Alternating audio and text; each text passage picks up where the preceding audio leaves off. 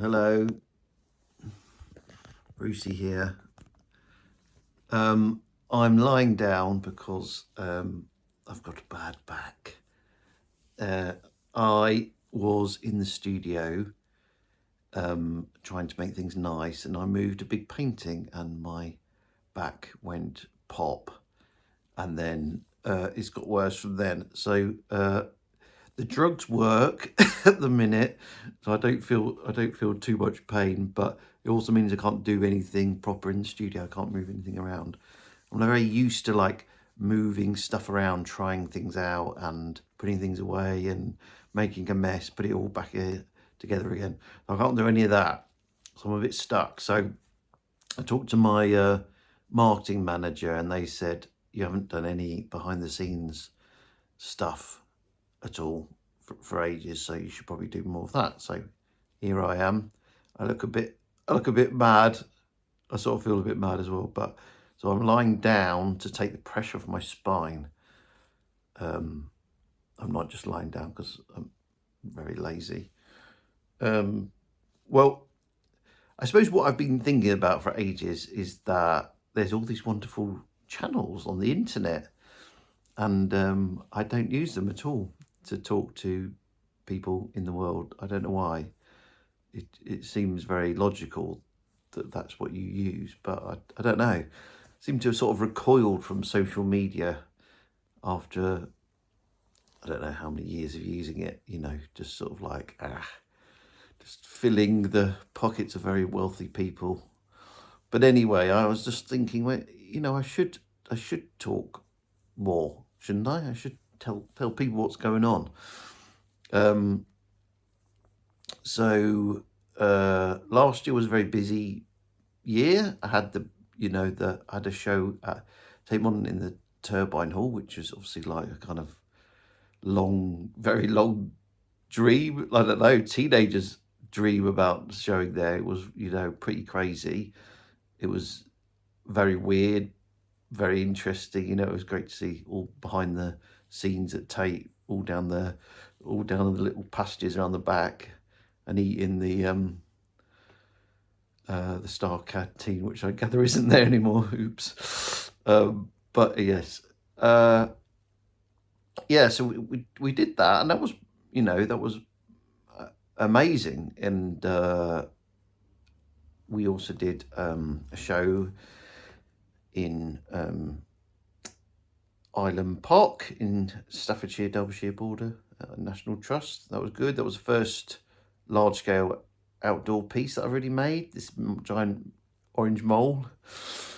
It was quite funny when we were installing. There was this old guy coming round like this. You know exactly what they're going to say. What a waste of money. It's got to fly. I just think, come on, mate, just have an original point of view. Don't have the point of view that you old grumpy old men are expected to have. Why not say, oh, isn't that wonderful? Isn't that different? What's on it? Anything. Oh, it's a waste of money. Where's the Spitfires? Yeah. But that was also good. We had something like 60,000 people visit, maybe more as well, because the way that Island Park works is kind of open, so there actually might be more than that. So, like, bizarre, cool, very cool amounts of people come in, which is just fab. Which is that's a fab thing to happen. Is that a lot of people get to experience it. What else did we do? Wentworth Woodhouse, we had the inflatable cakes. That was great to be able to show in the marble saloon. Just if you ever get the chance to go, just to see the room. The show's over now, but if we go and see the room, it's just phenomenal place. Very weird. It's got nearly 300 rooms, so yeah, pretty mad place to go and visit. I'm sure we did other stuff last year, but it seems a long time ago now. So we're into 2026. I am lying on the couch to try and recover a bit. I was sort of meant to be in the studio this week to move heavy stuff around and try some stuff out for a show down in Exeter that I've got. and that's just not going to happen. So I'm hence faffing about trying to do other work and maybe record videos for the internet. Yeah, I wanted to try out some. It's basically a version of the show that I had in Hull a few years ago at Humber Street Gallery. It was called Bootleg Shrek. So it's Bootleg Shrek 2. I don't know if that's the final title, but it's like a yes, and like a new version of that show. So I wanted to make a 1 or 2 pieces of work, and I've got a new idea that I'd like maybe to record some like amateur dramatics or improvised dramatics playing out what they think this like bootleg Shrek character might be. I'm interested in that.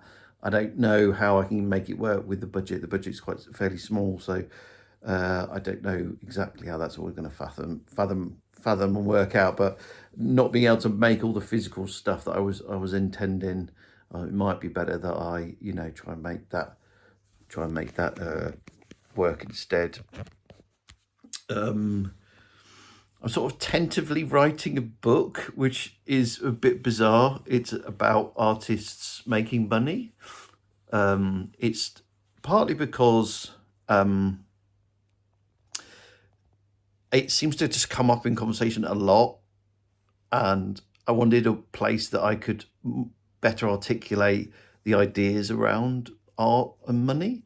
I suppose from a practical perspective of things that I've done that are good and things I've done that are not very good in terms of money, but also sort of having a sort of clarity of thought through writing about how you kind of avoid the potholes and things like that. So that I've also been working on that a little bit. I mean, at the moment, I don't know if I'm actually going to publish it. I think it's a kind of like, I do love writing, and I haven't done really any, and I promised myself that I would do more this year. So that let's not say in the works. Let's just say it's an ongoing thing that I've dipped in and out of, and I've sort of now I can't really do much physical. I'm sort of trying to use my brain a bit more as well.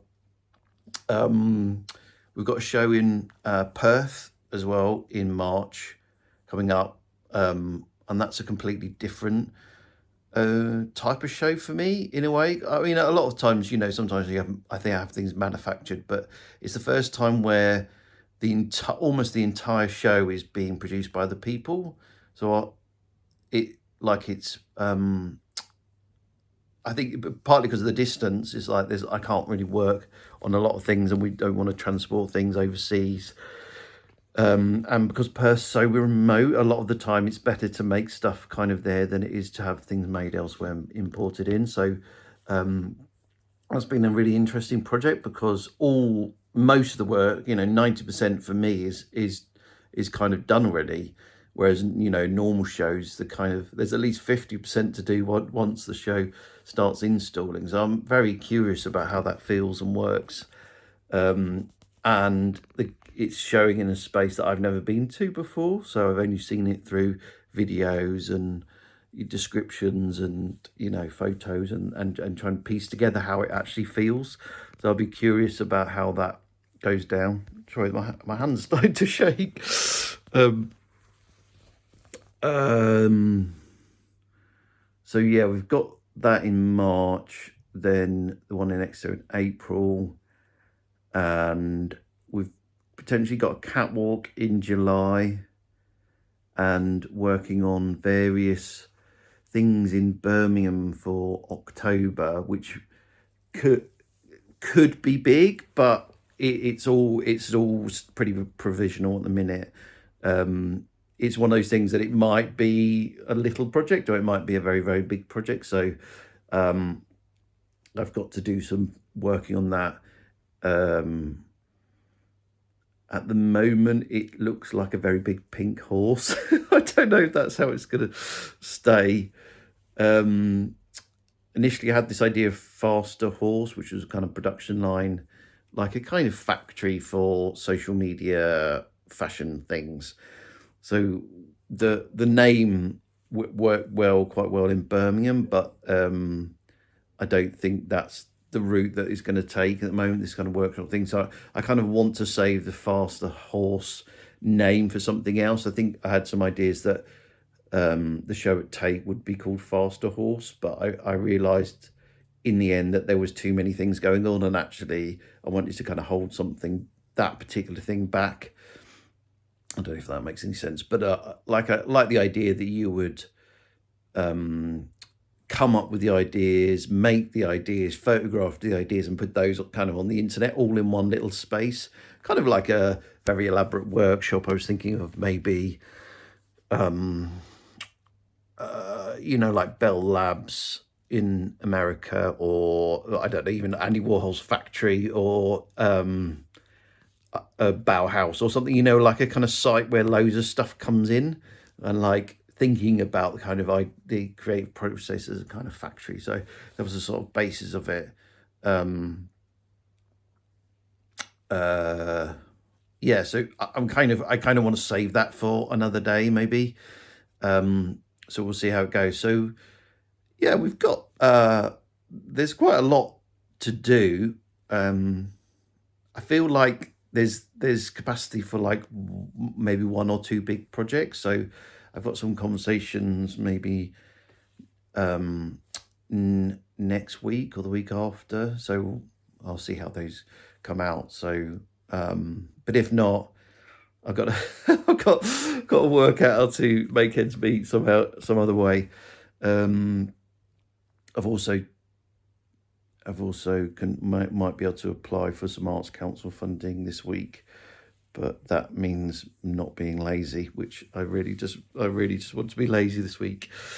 So I think that's a good summary. Yeah, just not in the studio at all. I don't know what to do. I'm just lying down to just take the pressure off the back for a minute. But yeah, I don't know. Maybe I just want to play computer games. I think that's okay. I also shaved my beard off, which frightened my kids. We've still got a beard now, but comparison to what it was like I started to look like I've been trekking in the mountains for many years. Yeah, I think that's it. Welcome to, I don't know. I don't even know what I do. I'm so used to giving things like a title and a name. I just want to be like, I almost feel like, oh, I could just do this thing, no editing, pop it up. Don't worry about the views or anything. Just pop it up, because there was something. I suppose I've seen a few times where I've recorded stuff about how I felt about something and then look back, and it's actually been really nice to see the kind of evolution. And if you don't document that or write it down, like, you kind of lose that, I don't know, like the sense that you've been on a kind of journey.